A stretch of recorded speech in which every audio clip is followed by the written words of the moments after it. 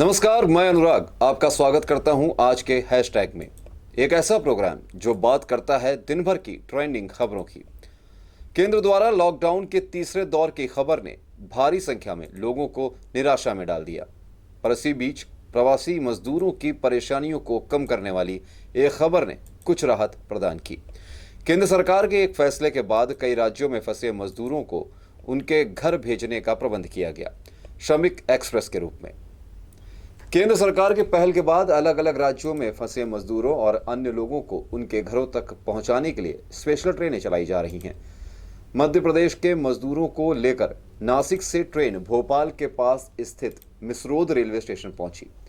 पहली खेप में 347 मजदूर आए हैं। इन सभी को सोशल डिस्टेंसिंग के तहत रेलवे स्टेशन पर गोले बनाकर बैठाया गया।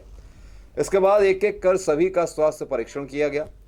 इसके बाद सभी मजदूरों को उनके घरों तक बसों से रवाना कर दिया गया। शुक्रवार को मुख्यमंत्री शिवराज सिंह चौहान ने कहा था कि हम दूसरे प्रदेशों में फंसे मजदूरों को ट्रेन से लाएंगे। प्रदेश के 1 लाख से ज्यादा मजदूर दूसरे प्रदेशों में फंसे हैं। इसमें सबसे ज्यादा महाराष्ट्र में 50,000 मजदूर फंसे हैं। इससे पहले मजदूर दिवस पर तेलंगाना से देर रात स्पेशल ट्रेन रांची पहुंची। सुबह चली ट्रेन देर रात हटिया स्टेशन पहुंची। सभी मजदूरों की मेडिकल स्क्रीनिंग की गई और फिर गुलाब का फूल देकर उन्हें उनके जिले के लिए रवाना किया गया। कुल 18 घंटे का सफर तय कर सभी प्रवासी मजदूर टी ब्लैंक पहुंचे और उनके चेहरे पर घर लौटने की खुशी साफ साफ दिखाई दी। आपको ये बता दें कि लॉकडाउन की वजह से झारखंड के लाखों मजदूर बाहर फंसे हुए हैं और ऐसे में रोजगार नहीं मिलने से उन्हें काफी समस्याएं हो रही थी। खुद मुख्यमंत्री हेमंत सोरेन ने भी ट्वीट कर प्रवासी मजदूरों का स्वागत किया। उन्होंने ट्वीट कर लिखा, तेलंगाना से अपने घर पहुंचे श्रमिक साथियों की उचित जांच, गुलाब का फूल, भोजन एवं सोशल डिस्टेंसिंग के नियमों का पालन करते हुए स्वागत। यहाँ 5:45 बजे स्पेशल ट्रेन पहुंच गई थी। उनको उतारा गया, वो फ्रेश हुए। इसके बाद फिर सबकी मेडिकल स्क्रीनिंग की गई। सारे लोगों का, अभी तक जितने भी लोग आए हैं वो सारे लोग मेडिकल स्क्रीनिंग में फिट डिक्लेयर हुए हैं। सारे लोग सामान्य स्थिति में हैं और उसके बाद उनको फलाहार दिया गया, फ्रूट्स खिलाए गए। फ्रूट्स खिलाने के बाद पानी पिलवाया गया, बिस्किट दिए गए उनको, उनकी थर्मल स्क्रीनिंग के बाद, और उनको बस में रवाना किया जा रहा है। लॉकडाउन के चलते रामेश्वरम के अग्नि तीर्थम सागर का जल बहुत साफ हो गया है। अग्नि तीर्थम सागर के किनारे पूजा पाठ करने आए श्रद्धालु पूजा का सामान और कपड़े यहीं छोड़ जाते थे, जिससे ये काफी प्रदूषित रहता था। लॉकडाउन ने लोगों को घरों में कैद कर दिया है, लेकिन इसने प्रकृति को खुलकर सांस लेने का मौका दे दिया है। देश के कई हिस्सों से खबरें आई हैं जिसमें सड़कों पर मोर, हिरण के झुंड दिखे, तो दिल्ली में यमुना का पानी दशकों बाद साफ नजर आया। इस बात को सभी मान रहे हैं कि लॉकडाउन ने हवा, पानी को निर्मल बनाने में अहम रोल निभाया है। ऐसी ही एक अच्छी खबर देश के मशहूर तीर्थस्थल रामेश्वरम से आ रही है।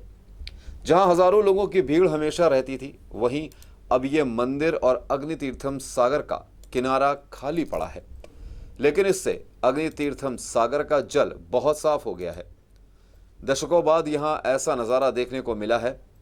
दरअसल अग्नि तीर्थम सागर के किनारे पूजा पाठ करने आए श्रद्धालु पूजा का सामान और कपड़े यहीं छोड़ जाते थे, जिससे ये काफी प्रदूषित रहता था।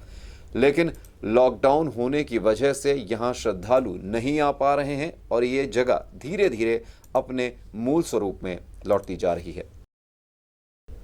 कोरोना और लॉकडाउन के इस दौर में भी कला अपना रास्ता ढूंढ ही लेती है। सकारात्मक सोच का परिचय देते ये कलाकार मुश्किल से मुश्किल पल में भी जीने का संदेश दे ही जाते हैं। देश में लॉकडाउन के बीच हुए कला संबंधित 2 इवेंट्स। इंदौर शहर के एक कलाकार वाजिद खान कोरोना से जंग लड़ते हुए जान गंवाने वाले जूनी इंदौर थाने के टीआई देवेंद्र चंद्रवंशी की यादों को हमेशा के लिए जीवंत करने में जुटे हुए हैं। टाटपट्टी बाखल से मिले संदेश के बाद वे गिट्टियों में देवेंद्र का चेहरा उकेरने में जुटे हैं। ये गिट्टियां टाटपट्टी बाखल में स्वास्थ्य और सुरक्षा कर्मियों पर किए गए पथराव का प्रतीक हैं, जो अब श्रद्धांजलि की सूचक होंगे। वाजिद खान के मुताबिक देवेंद्र की मौत की खबर सुन बहुत दुख हुआ। उन्हें यादों में सजाने का विचार आया।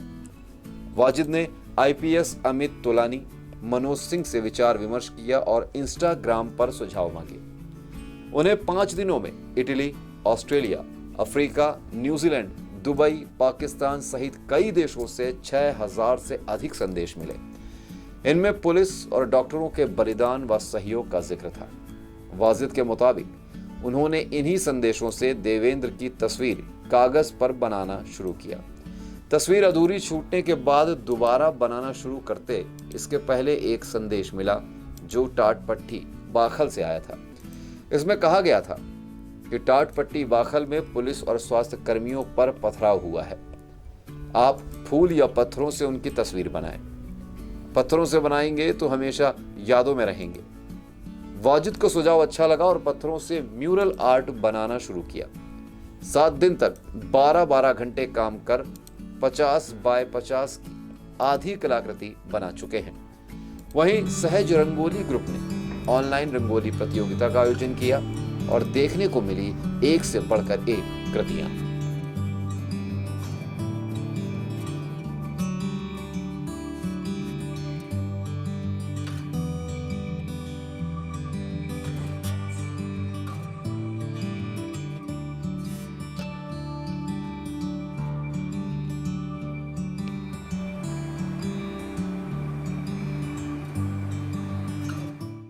महामारी के बाद से दुनिया ने कई नए शब्द सुने जिनका शायद आम जीवन में कभी जिक्र भी नहीं हुआ था, जैसे आपातकाल, महामारी, lockdown, PPE kit, red zone और अब न्यू नॉर्मल। केंद्रीय मंत्री प्रकाश जावड़ेकर का कहना है कि मास्क लगाना, बार बार हाथ धोना, 2 गज की दूरी रखना ये न्यू नॉर्मल है।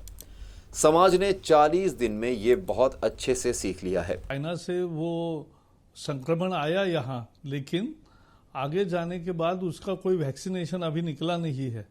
तो जब तक वैक्सीनेशन नहीं निकलता, तब वैक्सीन नहीं निकलता, तब तक ये सवाल रहेगा कि हमें कोविड के साथ ही जीना पड़ेगा एक तरह से, और ये न्यू नॉर्मल है।